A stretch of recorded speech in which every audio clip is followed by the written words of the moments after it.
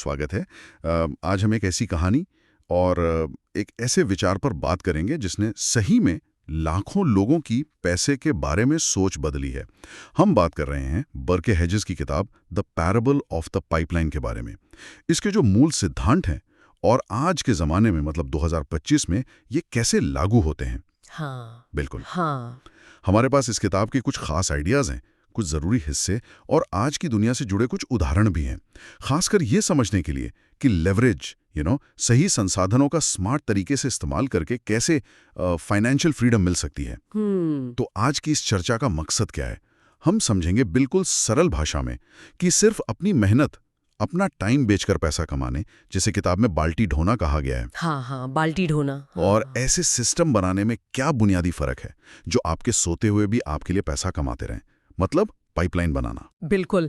और देखिए, ये सिर्फ अमीर बनने की कहानी नहीं है, ये एक माइंडसेट की बात है, एक स्ट्रैटेजी है।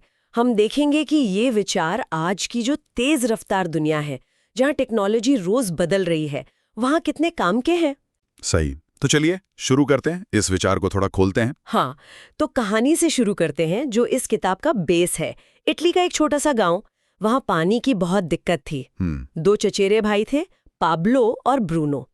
उन्हें काम मिला गांव के लिए पास की नदी से पानी लाने का, और हर बाल्टी पानी के लिए उन्हें पैसे मिलते थे। अच्छा, सीधा हिसाब, जितनी बाल्टी उतने पैसे। हाँ, अब ब्रूनो जो था वो अपने काम से काफी खुश था। मेहनत करता, शाम को पैसे मिल जाते, वीकेंड पर आराम। उसको लगता था बस यही है बढ़िया सिक्योर लाइफ। Instant gratification. बिल्कुल। लेकिन पाब्लो वो इस रोज की मेहनत से, कमरतोड़ मेहनत से थक गया था। उसे लगता था यार, ये बाल्टियां ढोकर जिंदगी थोड़ी कटेगी, कोई तो बेहतर तरीका होना चाहिए। और यहीं पर कहानी इंटरेस्टिंग हो जाती है। पाब्लो के दिमाग में एक आइडिया आता है, क्यों ना नदी से गांव तक एक पाइपलाइन बिछा दी जाए। पाइपलाइन? हाँ, पाइपलाइन। उसे पता था कि इसमें शुरू में बहुत मेहनत लगेगी, शायद कमाई भी कम हो जाए टेम्परेरीली, गांव वाले मजाक भी उड़ाएंगे, लेकिन एक बार ये पाइपलाइन बन गई तो पानी खुद ब खुद गांव तक आएगा और पैसा भी। लेकिन ब्रूनो, उसे ये कैसा लगा? ब्रूनो को ये आइडिया बिल्कुल पागलपन लगा। उसने पाब्लो को समझाया, अरे भाई, हमारे पास अभी अच्छी कमाई है, क्यों फालतू में भविष्य के सपने देखकर आज को खराब करना। पाइपलाइन बनाने में तो सालों लग जाएंगे। शॉर्ट टर्म सोच। बिल्कुल। और गांव के बाकी लोग भी पाब्लो पर हंसते थे, कहते थे, देखो ये है पाब्लो द पाइपलाइन मैन, मजाक उड़ाते थे उसका। लेकिन पाब्लो ने हार नहीं मानी। नहीं, बिल्कुल नहीं। उसने उनकी बातों पर ध्यान नहीं दिया। उसने एक प्लान बनाया, दिन में वो उतनी ही बाल्टियां ढोता जिससे उसका खर्चा चल जाए। अच्छा। शाम को छुट्टियों में वो चुपचाप अकेले ही उस पथरीली जमीन को खोदता रहता अपनी पाइपलाइन बनाने के लिए। आसान नहीं था बिल्कुल, बहुत मेहनत थी। सोच सकता हूँ, अकेले लग रहे हैं ना। हाँ, कई महीने बीते, फिर साल बीत गए। ब्रूनो अपनी कमाई से खुश था, शायद उसने नया घर भी बना लिया हो, ऐश कर रहा था। लेकिन वो लगातार भारी बाल्टियां उठाने से अब उसका शरीर जवाब देने लगा था।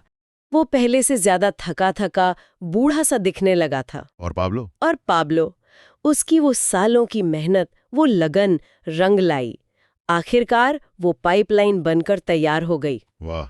हाँ, और जैसे ही उस पाइपलाइन से पानी गांव में 24 घंटे बहने लगा, समझ लीजिए पाब्लो की तो किस्मत ही बदल गई। मतलब अब बाल्टी ढोने की जरूरत नहीं? बिल्कुल नहीं। पानी लगातार बह रहा था, गांव वालों को आराम से पानी मिल रहा था, और वो पाब्लो को उसके इस्तेमाल के पैसे दे रहे थे। पाब्लो ने ना सिर्फ अपनी फाइनेंशियल कंडीशन सुधारी, बल्कि वो रुका नहीं, उसने और भी पाइपलाइनें बनानी शुरू कर दी।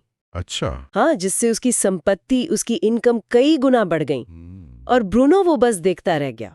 वो अब बूढ़ा हो चुका था, कमजोर हो चुका था, और उसके पास बाल्टी ढोने के सिवा कोई और रास्ता बचा ही नहीं था। कहानी का सार तो एकदम साफ है। बिल्कुल साफ है। ब्रूनो ने सिर्फ आज पर फोकस किया, तुरंत मिलने वाली इनकम पर।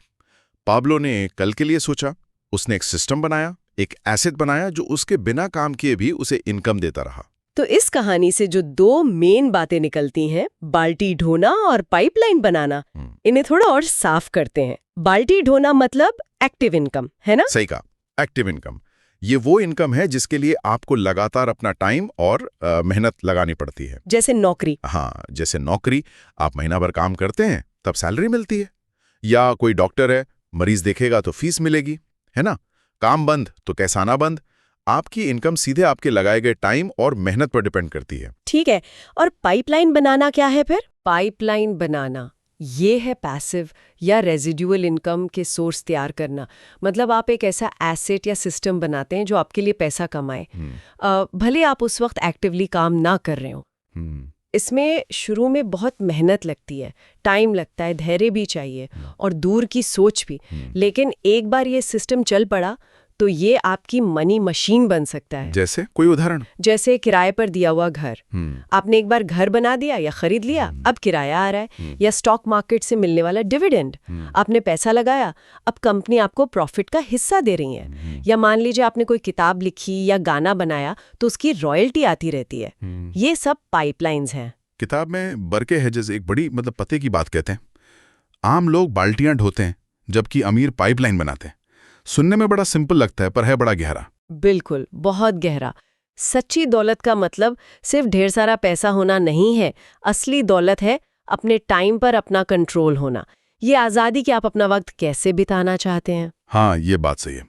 और किताब का एक चौंकाने वाला फैक्ट ये भी है कि दुनिया के लगभग 99% लोग अपनी पूरी जिंदगी बाल्टी ढोने में ही निकाल देते हैं। वो बस एक नौकरी से दूसरी नौकरी, सुरक्षा की तलाश में। हाँ, ये नौकरी की सुरक्षा वाली बात। लोग अक्सर सोचते हैं बस यही सब कुछ है। जबकि हेजेस कहते हैं कि ये एक भ्रम है। आज के टाइम में कौन सी नौकरी परमानेंटली सिक्योर है? असल सुरक्षा एक नौकरी से नहीं आती, वो आती है मल्टीपल इनकम स्ट्रीम से, यानी कई पाइपलाइनों से। अच्छा। हाँ, सोचिए अगर एक पाइपलाइन में कोई दिक्कत आ भी जाए, मान लीजिए नौकरी चली गई, तो दूसरी पाइपलाइन आपको संभाल लेगी। ये है असली सुरक्षा। मल्टीबिलियनर नहीं बना, असली गेम चेंजर था लेवरेज का इस्तेमाल। ये लेवरेज क्या चीज है और ये इतना जरूरी क्यों है? लेवरेज हिंदी में कहें तो उत्तोलन। इसका सीधा सा मतलब है कम लगाकर ज्यादा हासिल करना। ये वो तरीका है जिससे आप अपने लिमिटेड रिसोर्सेज जैसे आपका टाइम, पैसा, स्किल्स, इनका असर कई गुना बढ़ा सकते हैं। अच्छा। पाब्लो मल्टीमिलियनेयर इसीलिए बना क्योंकि उसने सिर्फ अपनी मेहनत पर डिपेंड रहने की बजाय लेवरेज का इस्तेमाल किया। किताब में वैसे 7 तरह के लेवरेज बताए गए हैं, पर हम कुछ सबसे जरूरी पर फोकस करते हैं। हाँ बिल्कुल, कौन से हैं वो? पहला और शायद सबसे कॉमन है OPT, अदर पीपल्स टाइम, यानी दूसरों का समय। जैसे पैब्लो ने अकेले पाइपलाइन खोदने की बजाय बाद में शायद गांव वालों को काम पर रखा होगा। आज की दुनिया में इसका मतलब है अपनी टीम बनाना, काम आउटसोर्स करना या वर्चुअल असिस्टेंट VA रखना। मतलब ऐसे लोग जो आपके काम में मदद करें ताकि आप ज्यादा जरूरी चीजों पर फोकस कर सके। अच्छा, यानी अकेले सब कुछ करने की बजाय दूसरों की मदद लेना। ओके, और दूसरा है OPM, अदर पीपल्स मनी, यानी दूसरों का पैसा। सोचिए, पाब्लो ने पाइप खरीदने या मजदूरों को देने के लिए शायद किसी से कर्ज लिया हो सकता है। आज इसका मतलब है बैंक से लोन लेकर बिजनेस शुरू करना, या स्मार्ट तरीके से क्रेडिट कार्ड का इस्तेमाल करना, या रियल एस्टेट खरीदने के लिए फाइनेंस करवाना। जैसे एक तरीका है BRRR method, buy, rehab, rent, refinance, repeat. इसमें आप असल में बैंक के पैसे से प्रॉपर्टी बना रहे होते हैं। लेकिन OPM मतलब दूसरों का पैसा इस्तेमाल करने में रिस्क भी तो होता है। हाँ, बिल्कुल होता है। OPM का इस्तेमाल बहुत सोच समझकर और पूरी प्लानिंग के साथ करना चाहिए। बिना सोचे समझे कर्ज लेना तो खतरनाक हो सकता है, लेकिन अगर सही तरीके से सही प्लान के साथ यूज किया जाए तो ये आपकी ग्रोथ को कई गुना तेज कर सकता है। ठीक है, OPM। और तीसरा है टेक्नोलॉजी का लेवरेज।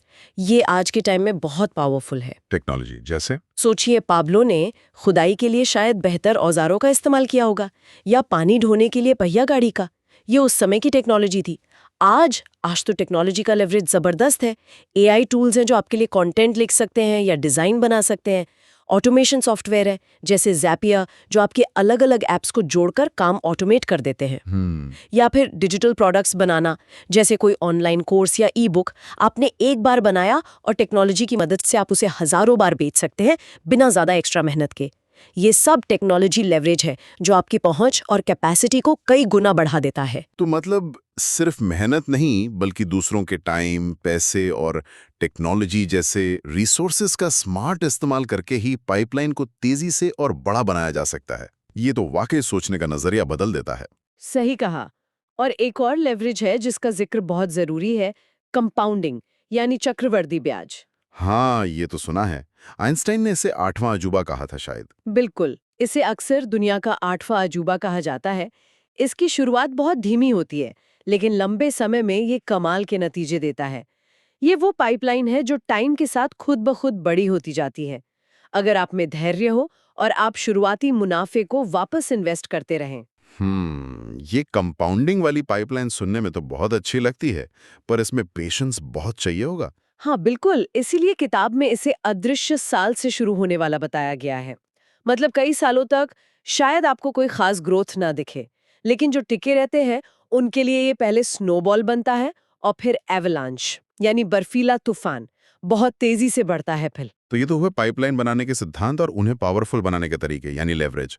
अब बात करते हैं कि आज 2025 में लोग असल में किस तरह की पाइपलाइनें बना रहे हैं। कुछ प्रैक्टिकल एग्जांपल्स देखते हैं। हाँ, अच्छी बात यह है कि आज पहले से कहीं ज्यादा ऑप्शंस है। हम इन्हें कुछ कैटेगरीज में बांट सकते हैं। पहला है रियल एसेट पाइपलाइन यानी फिजिकल एसेट्स, जैसे किराए पर देने के लिए प्रॉपर्टी खरीदना। ये ट्रेडिशनल तरीका है, पर आज भी बहुत कारगर है।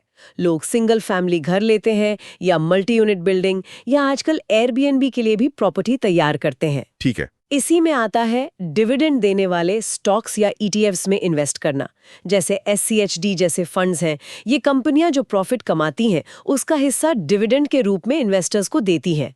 ये आपकी एक मनी पाइपलाइन बन सकती है जो आपको रेगुलर इनकम दे। अच्छा, यानी ऐसी चीजें जो किराया या डिविडेंड के रूप में पैसा दें। ओके। और डिजिटल दुनिया में क्या चल रहा है? बिना अपना चेहरा दिखाए आप किसी टॉपिक पर जानकारी या मनोरंजन देते हैं। हाँ, ये काफी सुना है आजकल। बिल्कुल। या फिर टिकटॉक और इंस्टाग्राम जैसे प्लेटफॉर्म पर छोटे वीडियोस बनाना या किसी खास टॉपिक पर थीम पेज बनाकर उसे मोनेटाइज करना। इसके अलावा लोग नोशन या कैनवा जैसे प्लेटफॉर्म के लिए रेडीमेड टेम्पलेट्स बनाकर बेच रहे हैं। छोटे ऑनलाइन कोर्स या ई बुक्स बनाकर गमरोड जैसे प्लेटफॉर्म पर बेच रहे हैं। फंडा वही है, एक बार बनाओ बार बार बेचो। ये डिजिटल पाइपलाइन का मेन आइडिया है। ये दिलचस्प है। मतलब क्रिएटिव लोग भी अपनी पाइपलाइन बना सकते हैं। और क्या है? एक और बड़ी कैटेगरी है ऑटोमेटेड बिजनेस पाइपलाइन। इसमें ऐसे बिजनेस आते हैं जिन्हें काफी हद तक ऑटोमेट किया जा सकता है, जैसे Amazon FBA। Fulfilment bye Amazon. FBA वो कैसे काम करता है? डिमांड। आप बस टी-शर्ट या मग वगैरह की डिजाइन बनाते हैं, ऑर्डर आने पर ही कोई और कंपनी उसे प्रिंट करके ग्राहक को भेजती है। आपको स्टॉक रखने की जरूरत नहीं। अरे वाह। हाँ, ड्रॉप शिपिंग भी कुछ इसी तरह काम करता है। खासकर अगर आप वर्चुअल असिस्टेंट की मदद लें तो उसे भी काफी ऑटोमेट किया जा सकता है। मतलब ऐसे बिजनेस जहां आपकी सीधी इन्वॉल्वमेंट कम से कम हो, ये तो कमाल है। किताब में कुछ और नए जमाने के पाइपलाइनों का भी जिक्र था शायद। हाँ, कुछ बहुत ही मॉडर्न उदाहरण भी दिए गए हैं जो बिल्कुल लेटेस्ट टेक्नोलॉजी से जुड़े हैं, जैसे डीपिन, डिसेंट्रलाइज्ड फिजिकल इंफ्रास्ट्रक्चर नेटवर्क्स। ये क्या है? इसमें आप अपने इंटरनेट कनेक्शन का थोड़ा सा हिस्सा शेयर करके या कोई छोटा सा डिवाइस लगाकर, जैसे ग्रास या हीलियम के नोड्स आते हैं, उनसे क्रिप्टो करेंसी कमा सकते हैं। ये अभी नया है लेकिन इसमें काफी पोटेंशियल देखा जा रहा है। अच्छा, और AI चैटबॉट बनाने वाली एजेंसी शुरू करना भी एक नया ट्रेंड है। कुछ लोग रंबल जैसे नए वीडियो प्लेटफॉर्म पर भी कंटेंट पाइपलाइन बना रहे हैं। मतलब ऑप्शंस बहुत हैं। हाँ, ये तो दिख रहा है। विकल्पों की तो वाकई कोई कमी नहीं लगती। हर किसी के लिए अपनी स्किल और इंटरेस्ट के हिसाब से कुछ ना कुछ है जरूर। बिल्कुल, यहाँ तक कि एक $4 प्रतिदिन पाइपलाइन का आइडिया भी दिया गया है। मतलब रोजाना सिर्फ $4, मान लीजिए लगभग 350-400 रुपए। किसी अच्छे इंडेक्स फंड जैसे VTI या QQQ में इन्वेस्ट करके लंबी अवधि में कंपाउंडिंग की पावर से एक बड़ी वेल्थ बनाना। ये दिखाता है कि शुरुआत छोटी भी हो सकती है। ये $4 वाला आइडिया काफी प्रैक्टिकल लगता है। खैर, ये सब जानना और समझना तो ठीक है, लेकिन इन पाइपलाइनों को बनाने के लिए सिर्फ जानकारी तो काफी नहीं होगी। माइंडसेट, उसमें भी शायद बड़ा बदलाव लाना पड़ता है। आपने बिल्कुल सही पॉइंट पकड़ा है, यही सबसे जरूरी हिस्सा है। देखिए, अमीर बनना या फाइनेंशियल फ्रीडम पाना ये कोई लॉटरी नहीं है। ये आपके फैसलों और आपकी सोच का नतीजा है। किताब इस बात पर जोर देती है कि दुनिया के 80% करोड़पति फर्स्ट जनरेशन होते हैं। अच्छा, मतलब उन्होंने खुद बनाया सब। हाँ, मतलब उन्होंने शून्य से शुरुआत करके अपनी संपत्ति खुद बनाई है। ये दिखाता है कि ये पॉसिबल है अगर माइंडसेट सही हो। तो बाल्टी ढोने वाले और पाइपलाइन बनाने वाले की सोच में मेन फर्क क्या है? देखिए, बाल्टी धोने वाला अक्सर शॉर्ट टर्म सोचता है, उसे तुरंत रिजल्ट चाहिए। आराम चाहिए। वो बहाने बनाता है, मेरे पास टाइम नहीं है, ये बहुत मुश्किल है, इन्वेस्टमेंट में पैसा डूब गया तो। वो एक सुरक्षा के भ्रम में जीता है। जबकि पाइपलाइन बनाने वाला लंबी अवधि की सोच रखता है। वो जानता है कि शुरुआत में मेहनत ज्यादा होगी और शायद फल कम मिलेगा, लेकिन वो भविष्य के बड़े इनाम के लिए आज सैक्रिफाइस करने को तैयार है। वो सीखने को तैयार है, कैलकुलेटेड रिस्क लेने को तैयार है, और सबसे जरूरी, वो सिस्टम बनाने पर फोकस करता है। किताब का एक वाक्य मुझे बहुत पावरफुल लगा। आपकी पाइपलाइनें आपकी जीवन रेखाएं हैं। Your pipelines are your lifelines. और ये कितना सच है। सोचिए, जब जिंदगी में मुश्किल दौर आते हैं, नौकरी चली जाती है, कोई बीमारी आ जाती है, इकोनॉमी खराब हो जाती है, या बस उम्र बढ़ जाती है और आप पहले जितनी मेहनत नहीं कर पाते, तब क्या होता है? तब मुश्किल हो जाती है। अगर सिर्फ एक ही सोर्स हो इनकम का, एग्जैक्टली। तब आपकी बनाई हुई पाइपलाइनें ही आपका सहारा बनती है। वो आपकी लाइफलाइंस हैं, क्योंकि वो आपकी गैर मौजूदगी में भी आपके लिए काम करती रहती हैं, इनकम का फ्लो बनाए रखती हैं। ये सिर्फ ज्यादा पैसा कमाने के बारे में नहीं है, ये असल में सुरक्षा, आजादी और मन की शांति पाने के बारे में है। तो आज हमने पाब्लो और ब्रेलो की उस सिंपल सी कहानी से पैसे कमाने के दो बिल्कुल अलग नजरिए समझे। एक है पूरी जिंदगी मेहनत की बाल्टियां ढोते रहना, और दूसरा है स्मार्ट तरीके से ऐसे सिस्टम्स बनाना जो आपके लिए काम करें।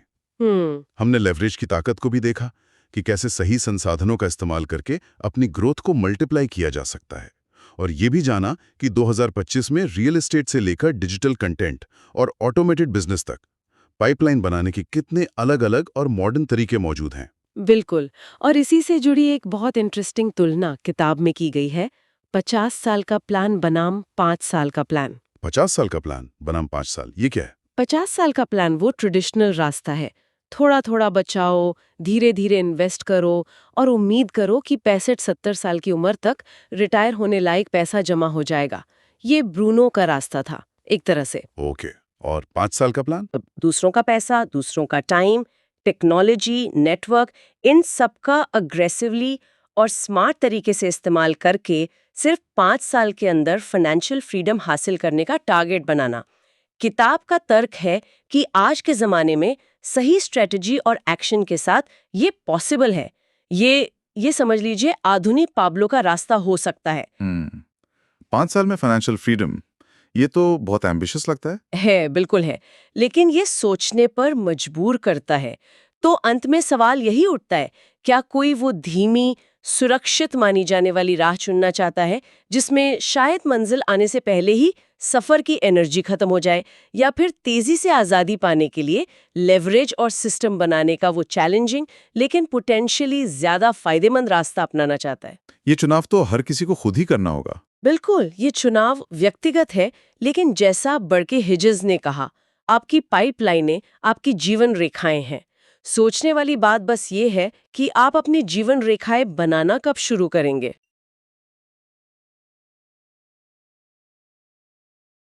अगर आपको वीडियो पसंद आया हो तो लाइक, शेयर और सब्सक्राइब जरूर करें।